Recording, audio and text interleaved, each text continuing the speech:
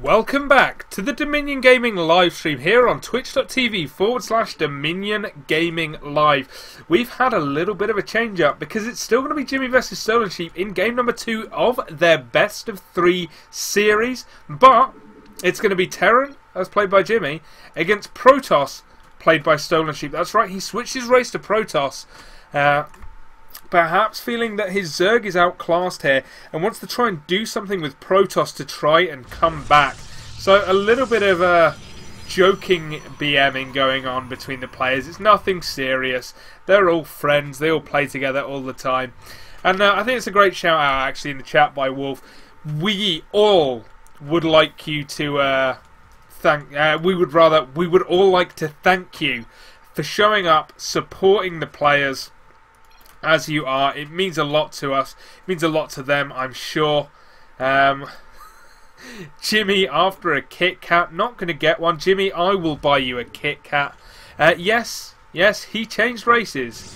stolensheep will be a Protoss for the duration of this game, which I imagine will shortly go 2-0 to Jimmeh, unless stolensheep has got something super planned in terms of Protoss. I know he's played a little bit of Protoss.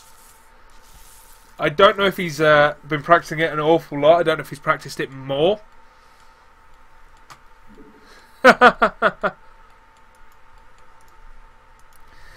I'm getting some funny messages in chat, which is all great. Oh, that probe nearly got sniped there. So, Jimmeh not going to change anything up. He's going barracks into gas again, which he has not seen yet, but he will see just about now. There we go. stolensheep, meanwhile, going pretty much with the standard. I do not know why he is Protoss. Like I said before, I think it's just the fact that Jimmeh kind of owned him in that first game. I have to say, Jimmeh beat him very, very convincingly. And because of that, I feel like maybe he thinks his Zerg play isn't good enough to beat Jimmeh, so he wants to try something different. Maybe see if he can catch him out. There is always that possibility. Oh, I am actually dropping some frames. That's a weird one. I should not be. Because I haven't all night once I changed it up. Excuse me. But we've stopped dropping any more now, so I'm going to keep it like this at this point. If it happens again, though, I will keep an eye on it and see what I can do to sort it out. I may have to just drop the quality slightly. I've never streamed this late at night, so it's always been someone else streaming for me once we get to this time, so I don't know if there's any rules. I've stopped dropping frames anyway, so there's no need to restart unless I continue dropping again. Still pretty close in terms of time, so here we go. Anyway, the delay is not so bad. Jimmeh is throwing down that command center. He's getting his factory up. It'll be interesting to see how he plays against the Protoss in the form of stolensheep, whether or not he goes by, or if we start to see some Hellbat cool stuff happen. Although I've been told Jimmeh will not make Hellbats ever. I just want to see more Hellbats. I'm going to be honest, Heart of the Swarm may as well have been called Hellbat of the Swarm for me. I will probably switch to Terran and make nothing but Hellbats. Like I did for a while in Wings of Liberty when I switched to Zerg and made nothing but Banelings, and then fell to Bronze and had to switch back to Protoss so I could get into Plat again. Nonetheless, I want to talk a little bit about this. Just Jimmeh positioning his buildings this way is something you can do against Protoss that you don't really want to do against Zerg. In having the two supply depots together, it means you have to move the barracks there less of a distance to make the add-on. Just with the isometric positioning of it's just how Starcraft 2 works, of course, because add-ons are always on this corner of the barracks. When you are in this position, you build it here, you build a supply depot here, and that's exactly where the add-on should be. These are all basic things. I know you guys know that, but I'm used to talking for people who don't necessarily know too much about StarCraft. A lot of my viewers are people that follow me over from different games. So you're going to have to deal with me discussing really basic concepts. Also because that's the only thing I know about StarCraft. I'm really bad. But it's fine. It's totally fine because I'm not being paid to do this. So I can be as bad as I like. Here comes Jimmy's Marines now. Notice no stim coming out for him. He just went straight into reactor on this. He's got medevacs already on the way. We've got widow mines to support them. He's got 2 Marines and a widow mine here, just in case any kind of attack comes in on him. And now with this medevac boosting its way across the map, we'll pick up all of those Marines and head towards this main base. As I take another quick drink. So this drop is going to come in, and what is there to stop it? Well, nothing, because all of these units are over here. This is why you want a mothership core now instead of these sentries, because the mothership core helps against drops, and well, sentries don't help anywhere near as much. They're useful against head-on attacks when you can block ramps, but against this kind of thing, I'd much rather have a mothership core. I'd much rather be dropping the cannon, whatever that's called.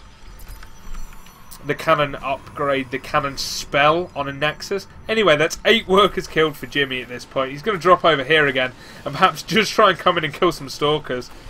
Yeah, he can see the Stalkers there. The Stalkers can now see him. Stims again. The medevac's going to fly away so it doesn't get picked off by the Stalkers. Now it's going to try and come in, pick some up, and okay, he gets 2 Marines out of that. So, not the, not the greatest of attacks by Jimmeh, but it did enough. 8 workers killed, didn't lose the medevac, and he's already getting that 3rd command center up, because if there's one thing we know about Jimmeh, he likes the 3 base plays. Stolensheep, meanwhile, still playing very Wings of Liberty style, not really transitioning into Heart of the Swarm Protoss. Something's going on in chat, but it's slightly blocked for me, so I can't actually see what's being said.